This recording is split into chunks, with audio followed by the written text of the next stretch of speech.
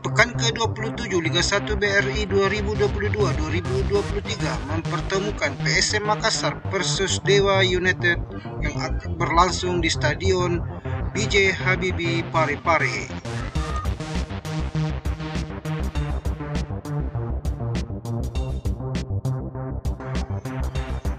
Gol pertama PSM Makassar dicetak oleh William Pluim pada menit ke-3.